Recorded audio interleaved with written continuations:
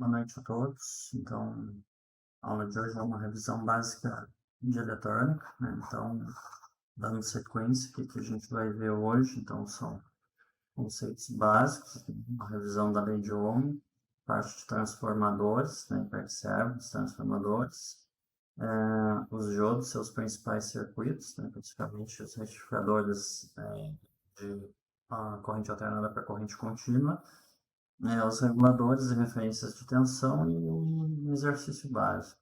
Então, o principal de hoje, né, a gente vê um pouquinho sobre a lei de Ohm. Então, isso aqui fala a respeito da lei que determina, né, a diferença de potencial em circuitos resistivos. Então, a gente acaba sabendo que a tensão elétrica é igual a corrente elétrica, né, vezes a resistência elétrica. E, além disso, né, a gente sabe que a potência elétrica, né, é a corrente vezes a tensão elétrica. Então, logo, né, fazendo manipulações e isolamento de variáveis, né, nessas duas equações, a gente também obtém, né, que a potência é igual a corrente ao quadrado vezes o resistor, né, a resistência ômica, ou a gente sabe também que a potência é a tensão ao quadrado dividido pela resistência ômica. Então, a ideia é que a gente utilize essas fórmulas, né, nossos circuitos, para que a gente possa identificar, né, qual é a tensão, queda de tensão, coisa do gênero, circuitos resistivos.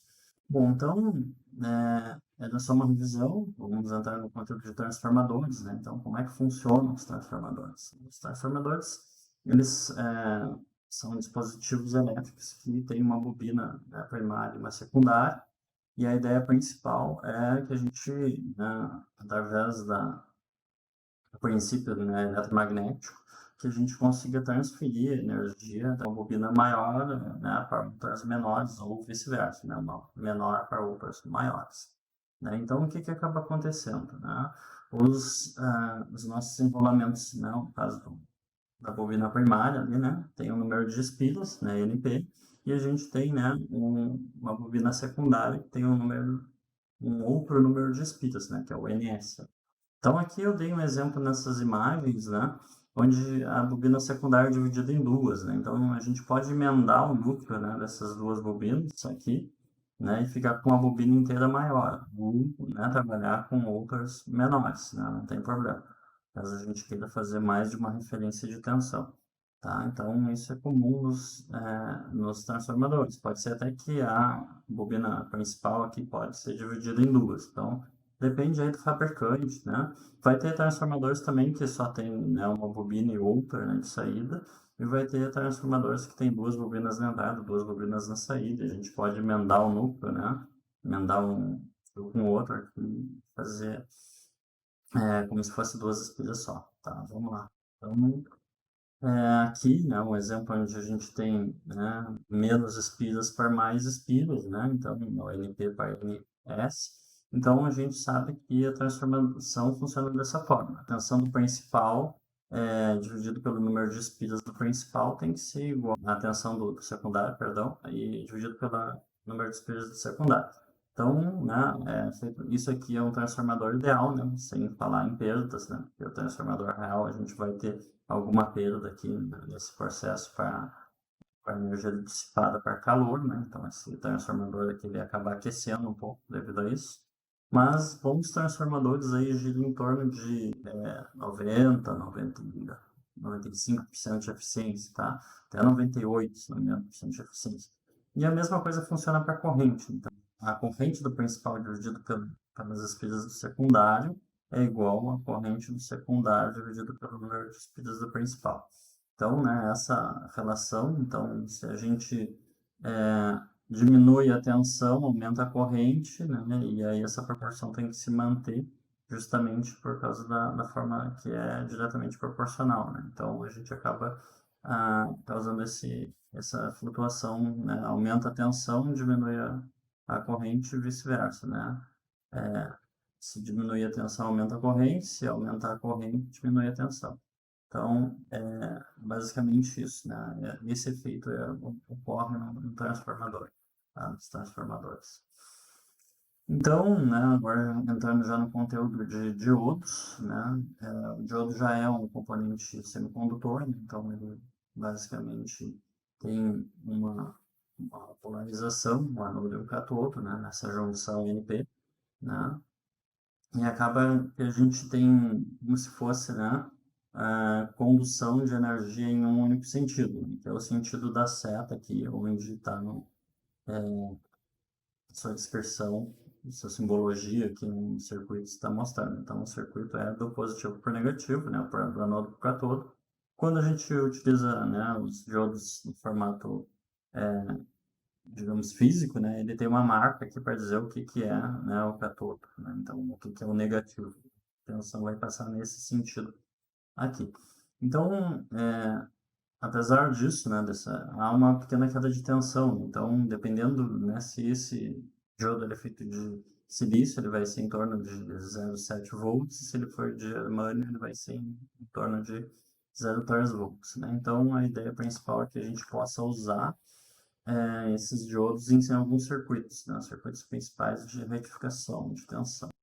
Então, o diodo ele pode ser polarizado de forma direta e de forma reversa. Então, a forma direta, né, faz com que a gente é, passe a corrente elétrica através dele, né? Então, ele vai ser polarizado diretamente, positivo, né, com positivo, negativo com negativo.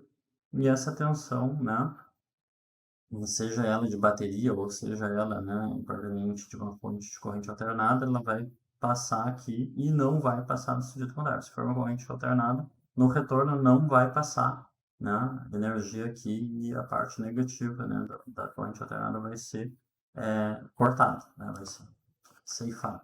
Então, vamos lá. Então, se a gente fizer uma polarização inversa, né, então ele funciona como se fosse um aberto, então ele não deixa passar, né? Então ele funciona como se fosse um circuito aberto, então essa corrente não vai passar por aqui e justamente não vai ter tensão elétrica, né? Então ele vai acabar bloqueando essa tensão elétrica no sentido reverso.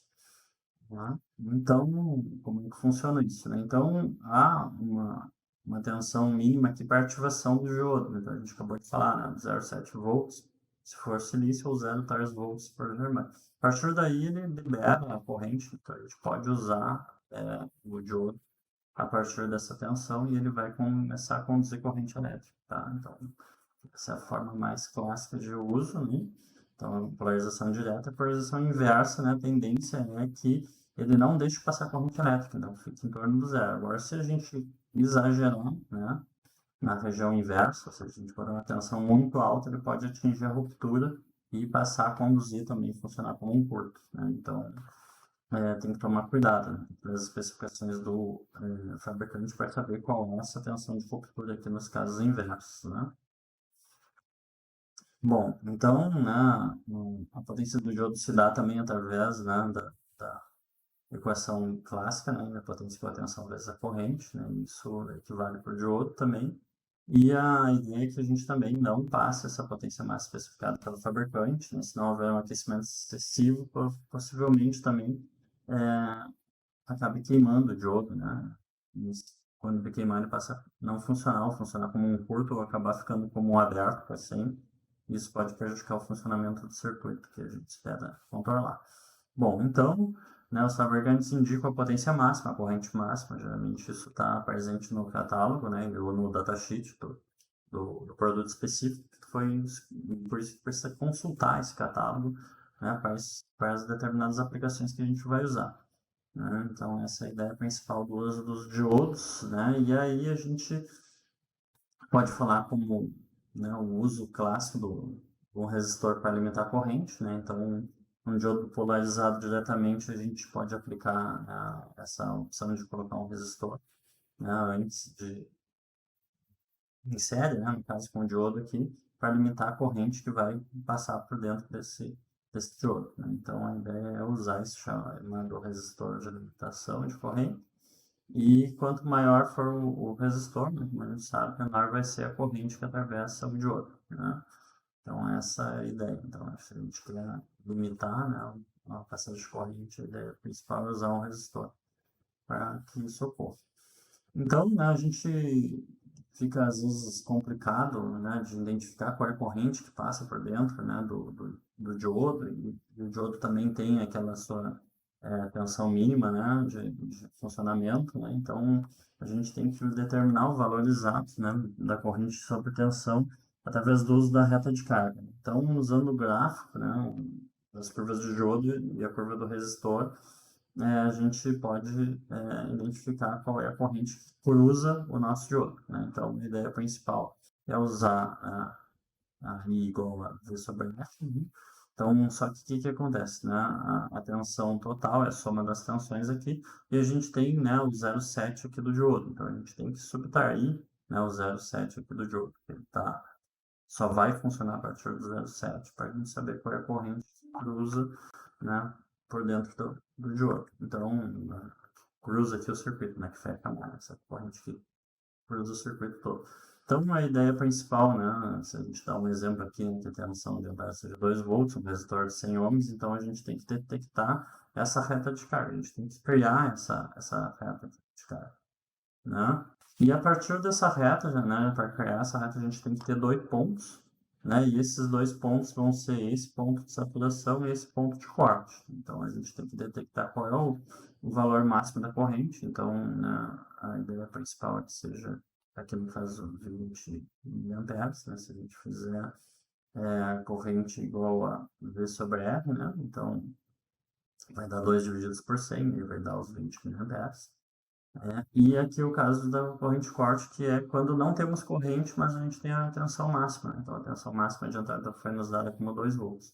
Então, a gente acabou de criar, né, 0 volts, a gente tem até 20 mA, como sendo máximo, e a gente tem o corte aqui, né, que é 0 amperes e 2 volts, né? Então, essa aqui é a reta que a gente vai construir, e ao cruzar, né, a linha dada pelo fabricante, especificação datasheet, a gente vai achar aproximadamente aqui no gráfico, né, quantos amperes, ou miliamperes, que no caso vai cruzar por dentro desse diodo. Então, aqui no caso deu cerca de 12 miliamperes, né, de acordo com o ponto de operação ali em 0,78 volts, né? Ou seja, quando ele entrou em operação aqui, a gente conseguiu detectar qual é a corrente que cruza por dentro do diodo. Bom, então análise de circuitos com diodo, né? Como é que ele funciona? Quando a gente polariza ele no sentido direto, né? Então ele funciona como se fosse um curto. Então ele deixa passar a corrente. Então só que ele tem uma resistência aqui de 7 volts para poder funcionar. E a partir daí ele começa a funcionar com um resistor, né? A resistência aqui básica que vai ser usada no circuito, né? O circuito resistivo. Quando a gente polariza no sentido inverso, né, a tendência é que ele não conduza, a não ser que a gente entre na fase de ruptura, então ele vai ser um aberto, não vai deixar a corrente passar. Então, a aproximação básica é essa, tá? Funciona dessa forma. Então, a gente vai entrar numa parte da aula que fala sobre os circuitos com os diodos, né, os principais circuitos de retificação com diodos, né? Então, a ideia principal é que, né, a gente venha com a nossa referência, né, da rua, né, da concessionária, 127 volts, ou pode ser 220 volts. Hein? Então, a gente vai fazer uma transformação aqui, né, de redução, no caso aqui, circuitos de 12, de 5, né, de 3.3, de 1.3 e assim por diante, né? Geralmente vai reduzindo, principalmente quando a gente fala aí de placa-mãe, né, ou fontes, no caso da nossa área que é a computação, então circuitos integrados aí trabalham com a tensão baixa para tentar economizar energia. Então, o que acaba acontecendo? A gente tem que fazer essa conversão, né, e essa conversão é feita através dos transformadores. Então, aqui feita, né, as conexões, e a gente vai inserir um diodo. Quando a gente inserir um diodo, né, então aquela nossa onda que era uma senoidal, né, sobe e desce, daqui para cá ela converteu, por exemplo, já se for um transformador de 1 para 10, então a gente vai ter, né, sei lá, 127 volts, vai se tornar 12,7 volts aqui, né? Então essa tensão vai ser rebaixada. A partir daí o diodo vai ceifar a parte em que a corrente vai tentar circular no sentido contrário, ou seja, ele vai cortar essa parte, esse lóbulo negativo do gráfico da tensão, e vai deixar passar só nesse sentido. E aqui é uma resistência de carga, né, que pode ser qualquer parte do seu circuito. Então a ideia é que a gente consiga medir a tensão de saída, e nesse caso de um circuito onde a gente tem um retificador de meia onda só, né? Então, por que meia onda? Porque a gente retifica deixa passar meia onda não. Meia onda passa e outra meia onda não, né? A parte negativa cai. Então, a ideia principal é que nesse circuito a gente perde parte da energia, né? Aqui a gente corta parte da energia e a nossa tensão média aqui, né? Se a gente analisar só as partes positivas aqui, integrar ao longo do tempo, né? Fazer uma média, ao longo do tempo a gente vai ter uma tensão baixa, né? E vai ser pulsada, né? Dá um pulso, dá um pulso, para, e assim por diante. Então, qual é uma das formas de solucionar, né, esse problema? É inserir um capacitor, né, um filtro capacitivo aqui, porque o capacitor ele vai carregar durante a subida ali e durante a descida ele vai descarregar. Então, ele vai ajudar a descarregar aqui, né, e completar essa parte que estaria aqui, no caso, vazio anteriormente. Então, a ideia é que o capacitor ajude. Então, quanto maior esse capacitor aqui, mais reta vai ser essa caída, que vai ficar menos, digamos, afetada, né? Então, se a gente botar um capacitor muito pequeno, essa onda vai fazer uma curva e vai praticamente se descarregar, né, por completo. Se a gente botar um capacitor muito pequeno, isso realmente vai acontecer, né? O capacitor vai descarregar, descarregar, e ele pode terminar de descarregar antes de começar a se carregar novamente. Então, a ideia é que esse capacitor seja projetado para nos ajudar, né? E para fazer uma curva descendente aqui pequena, né? Para que a nossa média de tensão, né, seja maior e essa curva fique praticamente reta, né? Então, a gente vai falar um pouquinho das simulações, né, que pode realizar para verificar como é que isso ocorre, né, para ver visualmente como é que isso ocorre. Então, aqui é uma forma de melhorar, né, esse circuito de retificação sem o filtro capacitivo. Então, a gente insere o capacitor aqui em paralelo, né, carga, onde a gente consegue perceber que a nossa retificação fica melhor e a tensão média, né, a tensão média do circuito fica maior. Então, a ideia principal é essa, né, e é um circuito que facilmente é feito, é econômico, barato, né, de realizar, só adicionar um capacitor. E isso é largamente usado, né, nas nossas fontes, fontes de computador. Apesar que, né, geralmente nas fontes de computador a gente usa um retificador de onda completa, que é o que a gente vai ver agora, né? Então, esses retificadores, né, eles podem ser realizados com 4 diodos mesmo, como estão aí, né? Ou pode utilizar um componente, como está aqui, né? Então, voltando para lá. A gente também entra com 127 volts de referência, faz, né, a redução. Então, reduz aqui, ele colocou como 18 volts de referência após a redução. Então, ele fez uma redução de 1 para quase 1 para 8, 1 para 7, algo assim, né? Então, tendo 18 volts alternados aqui, a gente vai percorrer esse circuito. Aqui o diodo 1 deixa a gente percorrer o circuito, ele vem para cá, volta para cá e entra aqui. E a gente consegue medir a tensão daqui para cá, né? Então, a ideia é que esse diodo 3 deixe voltar para a terra e o circuito está fechado. Então, né, tem que percorrer, né, a corrente tem que percorrer de A para B. Então, ele vem por aqui, desce o diodo 1, percorre o resistor, sobe, percorre o diodo 3 e entra em B, né? Entra no polo aterrado aqui. Então, depois, quando a corrente for fazer o circuito inverso, né, ele vai vir por aqui, vai entrar em D2, vai vir por aqui, passar por dentro do resistor de carga, vir por aqui, passar, cruzar o D4 e voltar para A. Então, esse aí é o circuito que vai ser percorrido, né, através desse circuito de retificação de onda completa. Então, nesse caso, né, ele deixa passar a parte positiva e a parte negativa, né? Então, a gente acaba, né, aproveitando aquele lóbulo, né, que no circuito passado aqui, né, a gente não aproveitava, que a gente ceifava ele, né, e aqui a gente não ceifa ele, a gente aproveita. Só que, repare, né, a gente acabou tendo que utilizar 4 diodos em vez de um só, né? Então acaba acontecendo. Mas já dessa forma, né, a nossa tensão média aqui ela já aumenta. Então essa aqui é uma forma, né, já melhor, né, de criar uma retificação do que essa aqui, né, que é de uma forma mais simples.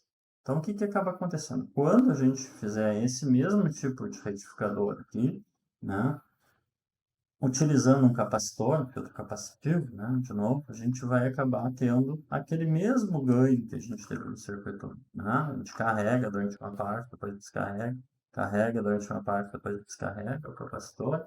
Aqui a gente vai ter a mesma coisa. Então, a gente vai carregar o capacitor, depois descarregar, carregar o capacitor, descarregar, carregar o capacitor, depois descarregar, e assim por diante. Quanto maior for esse capacitor aqui, C, né, mais perto da reta, né, aqui. Se a gente colocar um capacitor bem grande, a tendência é que isso aqui vire uma reta, tá?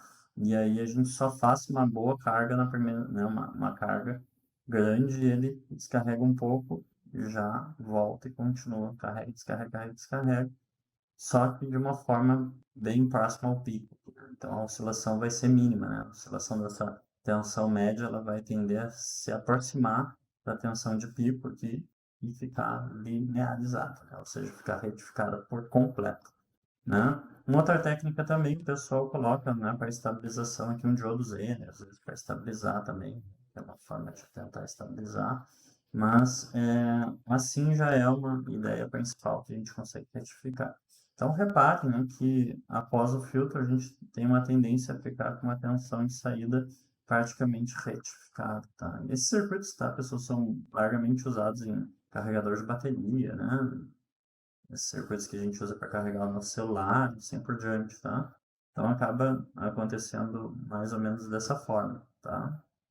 Obviamente que, né, são circuitos menores às vezes, e não com uma corrente muito grande, né? Então a potência é meio limitada, então eles não são circuitos muito grandes, né? Então aqui, quando a gente começa a trabalhar com uma potência maior, como é o caso das nossas fontes de computador, aí, fontes que suportam aí 300, 500, né, até 1000 watts, às vezes, ou mais, né, a gente tem que ter componentes mais robustos, né, que atendam às demandas de corrente e tensão, né, dos nossos equipamentos. Então, acaba, a gente tem que ter diodos que suportem aí até 240 volts, e até, sei lá, 20 amperes, às vezes, no caso, né, ou um pouco menos, 5 amperes, 10 amperes, enfim, né, depende da tensão. E aqui a gente vê já que a gente tem um filtro capacitivo. Então, a maioria das nossas fontes, aqui eu peguei um exemplo de uma fonte qualquer, né? A gente tem um capacitor, logo em seguida do retificador, né? A gente tem um filtro capacitivo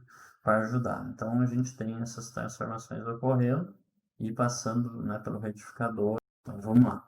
Uma forma legal de testar é usar esse site aqui, tá? Então, esse site ele fornece alguns circuitos básicos de implementação. Então, esse site, a ideia é que a gente possa testar alguns exemplos de circuito, né? Então, a gente está trabalhando com diodos de onda completa com filtro.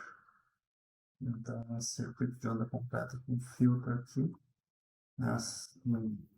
reparem que ele vai ficar oscilando. Então, o que a gente pode fazer para testar essa oscilação? Se a gente diminuir aqui, né, capacidade de carga do capacitor na microfarads. Então, reparem que ele vai descarregar mais, descarregar, descarregar, né? E a oscilação vai ficar maior. Se a gente aumentar esse cara, né? Eu sugeriria que a gente botasse aproximadamente 500 micros, a gente já vai ver uma diferença, né? A oscilação já reduziu, né? Então, se vocês quiserem brincar, você tem vontade, né? Para ver com 100 microfarads, como é que fica? Oscilação com, né, 250, ele já deve ficar perto da oscilação legal, né? Uma oscilação pequena, né? Se a gente aumentar esse cara aqui, sugerir, se não me engano, 2200, algo do gênero, né? 2.2 mil, né, 2.2 milifarad, e aí a retificação, né, ficou excelente ali, em torno de 3.6 volts, quase que carvado, oscilando milivolts, né, e a corrente, né, como sendo 8.5, 8.4 miliamperes. Então esse simulador é bem legal, né, pode alterar também aqui, né, as configurações da fonte, tensão, frequência, enfim. Dá para mexer também nas velocidades de simulação, aqui, aumentar ou diminuir, né? Ficar mais rápido e aumentar a velocidade com que mostra os elétrons passando, a corrente elétrica passando, né? Então, a ideia principal é essa. Então, essa é uma ferramenta que auxilia um pouquinho, né? E vocês podem ver como é que é o comportamento, né? Então, aqui eu coloquei QR Code para vocês possam acessar esse simulador também. Então, né, a gente vai falar um pouquinho de regulação de tensão. Então, como que precisa regular a tensão? Né? Porque vocês viram, né, que mesmo após essa retificação, né, esse filtro capacitivo, a gente tem uma pequena oscilação. Então, a gente tem que tentar regular a tensão de uma forma adequada para os nossos circuitos. Né? Porque a gente está falando de instrumentação industrial, né? Então, a gente vai construir instrumentos que precisam ser precisos, né? Para eles serem precisos, não podem ter variação de tensão. Afinal, os circuitos de medição eles são resistivos, né? Então, as oscilações de tensão vão perturbar, né, as nossas medições, né? Então, a ideia principal é que a gente use um regulador e uma referência de tensão para deixar os nossos instrumentos mais precisos possível. Então, né, o regulador de tensão é um dispositivo que geralmente é formado por semicondutores, né? Então, tem essa finalidade de limitar uma tensão de saída no circuito elétrico, né? Então, ele não gera tensão elétrica, ele não gera energia capaz de fazer isso. Então, a entrada dele tem que ser sempre superior, né, à tensão que a gente regula na saída. Então, a regulagem depende de que a tensão de entrada seja um pouco maior do que a tensão de saída. Basicamente isso. Então, os reguladores de tensão eles são encontrados em vários dispositivos, principalmente as fontes de alimentação, né, e ele é utilizado para distribuir uma tensão constante, né, para todos os demais componentes de um circuito elétrico. Então, a tendência é que a gente possa fazer isso. Reparem que aqui tem alguns exemplos, né? O ZLM, o 7800, 7805, 78, enfim, tem uma infinidade, a gente vai falar desse 8XX aí, que são os principais. Então, esse regulador de tensão, né, um CI, parece um transistor aí no formato de termos, né? E a tensão de saída dele é constante, né? Tendo algumas mudanças na tensão de entrada, ele tenta acabar mantendo isso, mas, né, se ficar abaixo, ele vai ter alguma perturbação. Mas a tendência é que ele tente manter, né, a tensão de saída, né? O regulador, então, ele foi projetado com componentes discretos, eles podem ser adquiridos na forma de circuitos integrados, né, e esses são mais precisos, ocupam menos espaço, né, ser mais compactos, né. Então, a gente costuma trabalhar com 78XX ou 79XX, porque eles atingem, né, aí 5 watts, 10 watts, 12 watts, né, mas eles mantêm até 1 ampere, se não me engano. É uma família que foi projetada para trabalhar até com 1 ampere, né, de corrente elétrica. Então, eles atendem a grande maioria dos nossos projetos de instrumentação, então por isso que eu estou falando deles. Então, a gente pode seguir a utilizar eles, né? Então, é um circuito largamente utilizado nesse ramo. Então, coloquei aí até o datasheet, né, para que vocês possam olhar, né? E geralmente, para que eles funcionem adequadamente, né?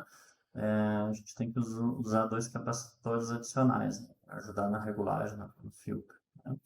Então, basicamente, a ideia principal é regular. A gente pode regular em 5 volts, mas reparem que a gente tem uma tensão máxima que a gente pode aplicar, então a grande maioria não pode passar de 35 volts de entrada, né?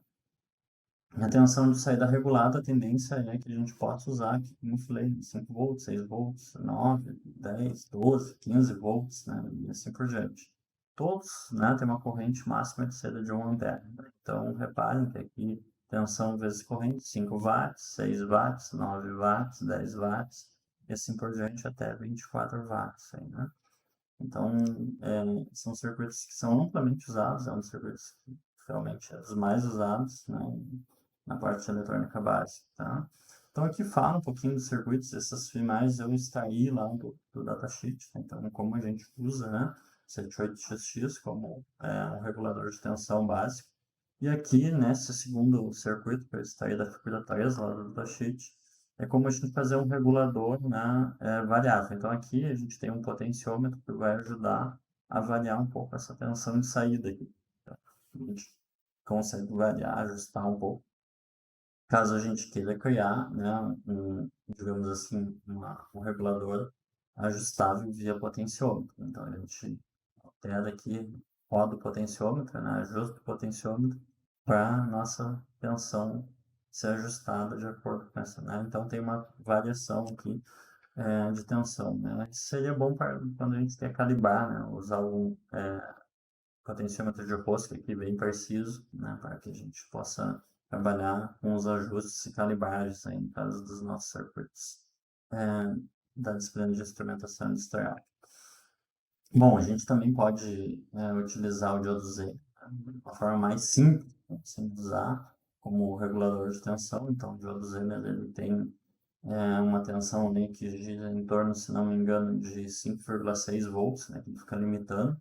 Então, a gente pode tentar utilizar, né, o diodo Zener com essa característica em série, né, com o resistor, e ele tem que ser inversamente polarizado, né, tá? Então, ele tem que ser polarizado no sentido inverso para que ele limite, né, a tensão na saída aqui. Então, aqui está a fórmula que é usada, né, para identificar qual é a resistência que a gente tem que usar de acordo com a saída que a gente quer aqui de tensão no diodo Zener, né, a saída VS aqui.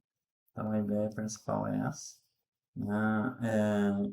Tem alguns outros circuitos de regulagem de tensão que também utilizam o Zener, ou às vezes utilizam algum CI, como o LM336B, né? E tenta regular a 5 volts aí com alguma opção de variação. Então, né, como eu falei, se vocês quiserem fazer um regulador de tensão com uma margem para ajuste, né, que no caso 500 milivolts, vocês podem construir esse circuito, né? Então, aqui a gente vai ajustar com potencial a mais 500 milivolts para a gente conseguir pegar 5.5 ou 5.250, né? E aqui 4.750. Então, a tendência é que a gente, utilizando esses componentes, a gente consiga criar um regulador de tensão ajustável, tá? Isso às vezes nos ajuda na hora de calibrar a tensão de forma mais adequada para nossos experimentos ou para o nosso instrumento, no caso, né, da disciplina. Então, né, as referências de tensão, elas são utilizadas numa grande gama de aplicações. Então, na parte de prática de instrumentação, né, conversores analógicos e digitais, microprocessadores, microcontroladores também, né, e existem diversas técnicas, né, que podem ser adotadas para uma boa referência de tensão, né. Então, existem alguns circuitos integrados, né, eu recomendo alguns, né, prontos para essa área de precisão, no caso da finalidade de instrumentação industrial. Então, a Texas Instruments, tá? Essa empresa é uma das maiores empresas aí de semicondutores do mundo, né? Ela fornece, né, um produto chamado REF02, né? E esse cara é uma referência de tensão de alta precisão, né, que trabalha com 5 volts. E ela pode ter algum ajuste externo, né, na faixa de mais ou menos 6%, né? Então, ela tem uma tolerância de ajuste. No seu datasheet lá tem os circuitos para fazer ajuste, né? Mas se tu usar o circuito básico, ela regula em 5 volts o tempo todo, tenta não ser também, ela tem, né, uma forma estável desse circuito para que a temperatura não atrapalhe 5 volts, né? Então, só que esse circuito ele opera numa corrente baixa, né? Então, essa corrente ela é em cerca de 1 miliampere, né? Ou seja, né, ele é um circuito que não é para trabalhar com alta potência, né? Ao contrário, para trabalhar com baixa potência, né? E ele aceita alimentações de 8, né, a 40 volts. Então, a gente tem que alimentar ele conforme os outros, né, um pouco acima, e não passar dos 40. Né? Então, a ideia principal é que esse componente ele tenha uma baixa quantidade de ruído, né? Ele tem, inclusive, um filtro dentro do circuito integrado, né? Ele trabalha com baixa potência, mas ele também custa barato, né? Se não me engano, ele custa por volta aí dos $3, por aí, acredito, né? E é uma boa opção como referência de tensão para os nossos instrumentos, tá? Não que obrigatoriamente a gente tenha que usar o REP02, né? Mas para quando a gente for fazer um produto final, né, para um cliente, ou for fazer um instrumento com uma precisão boa, né, que a gente utilize, né, essa referência para que os nossos erros não sejam propagados, né? Porque se a gente tiver alguma oscilação na nossa fonte, né, na nossa tensão, a gente vai acabar tendo medições erradas também. Então, a ideia principal é que para evitar a propagação de erros, né, ao longo dos nossos circuitos analógicos, né, que depois vão ser transferidos por digital, e se a gente continuar fazendo erro, causando erros no analógico, esses erros também vão ser transmitidos por meio digital, né, através do AD. Então, a ideia principal é que a gente utilize, né, uma referência de tensão muito boa, né? Então, a tendência principal é essa. Acredito que, como exercício, eu sugiro, né, que todos os alunos criem uma fonte, né, com retificação, né, e façam esse circuito de onda completa. Não é obrigatório, né? Se vocês quiserem ser mais econômicos, podem usar o circuito de meia onda, né? E usem filtro capacitivo, né, pessoal, para fazer aquele ajuste, né, para diminuir a oscilação. Depois, usem algum regulador de tensão, recomendo 78, né, a família 7805, 7808, né, 7809 ou 7812, vai ser 12 volts, né. Se quiserem usar um pouquinho maior para usar poder usar essa fonte para carregar a bateria do carro, também usem 7815, 7813, algo assim, porque a bateria do carro é 12 volts, né? Então a gente pode criar também, né, lá dentro uma referência de tensão de 5 volts. Então a ideia principal é que vocês usem algum daqueles circuitos de ajuste, né, em torno de 5 volts, ou usem um Zener, né, e façam alguma queda de tensão para se ajustar em torno de 5 volts, né, caso vocês queiram ser mais econômicos. Então eu vou deixar a critério de vocês, né, a definição desse projeto, né, que seria um exercício, mas que é um exercício que já deixando a observação que é uma fonte de referência que vai poder ser usado no projeto de experimentos, né? Então, como vocês estão em casa aí, né, a ideia principal é que vocês montem pelo menos uma fonte com referência de tensão, né, já que eu não vou obrigar ninguém a comprar uma fonte de bancada, né? Se a gente ainda estivesse no laboratório de eletrônica, né, a gente poderia utilizar, né, a fonte de bancada da universidade, mas aqui não é o caso, né? Então, a ideia principal é que a gente use isso, né? E no pior caso, no modo mais econômico, a gente vai ter que acabar usando bateria, né? Bateria e também circuitos pelo menos de referência de tensão e regulação de tensão, né? Para realizar os nossos experimentos. Então, não é obrigatório, né? Mas eu recomendo que vocês façam isso, mesmo como uma forma de vocês exercitarem aí a habilidade de vocês, né? Aprender a soldar, aprender a construir circuito elétrico, né? Comprar uma placa ilhada, né? Ferro de solda, um rolinho de estanho aí, transformador e brincar com essa parte prática, né? Já que a parte prática do curso, digamos assim, muitos alunos ficam querendo botar a mão na massa, né, e boa parte do nosso curso é muito teórico, né? Então, aqui a gente vai exercitar um pouquinho a parte eletrônica, né? Então, a gente pode fazer a ponte retificador usando 4 diodos, né, ou usar basicamente uma ponte retificador. Então, essa ponte retificador, ela vem de pronta, né? Então, ela já vem os 4 diodos num circuito integrado, né, como vocês viram naquela imagem lá. Então, tem vários formatos, tá? Tem um formato que é esse formato aqui, mais quadradinho, mas tem um outro formato que é redondinho também. Tem 4, né, pernas, 2 de entrada e 2 de saída, onde estão presentes essa ponte aqui, né? Ou seja, tem 2 entradas aqui e 2 saídas, né? Então, são 4 pernas, né, que tem esse circuito integrado aqui. Então, ou vocês acabam tendo que fazer desse formato aqui, né? Usando 4 diodos, né? E organizando eles no formato, né? Aqui um para cima, outro para baixo, né? Num sentido e outro no outro, para realizar esse circuito de ponte retificador aqui, né? Dois num sentido, dois no outro sentido. Basicamente isso. Então, né, a ideia principal é que vocês construam, né, uma fonte de alimentação já estabilizada e com uma referência, né? Se vocês tiverem condições de de comprar um REF02, como eu falei, que é a parte mais cara aqui desse projeto é o REF02 e provavelmente é o transformador. Seria interessante que vocês conseguissem construir, né, esse dispositivo para trabalhar com projetos de experimentos. Bom, pessoal, acho que era isso que eu tinha por hoje para falar para vocês, uma breve revisão na parte de eletrônica.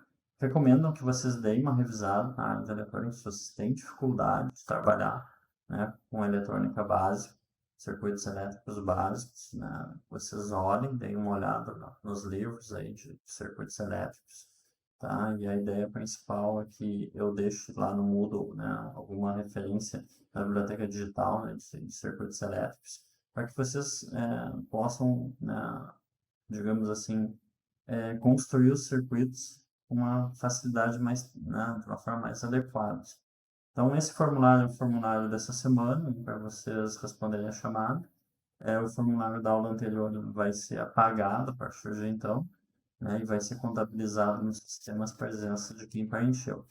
A partir daí vai ficar 7 dias, né? Então vocês podem, essa aula é assíncrona, então vocês podem acessar a hora que quiserem.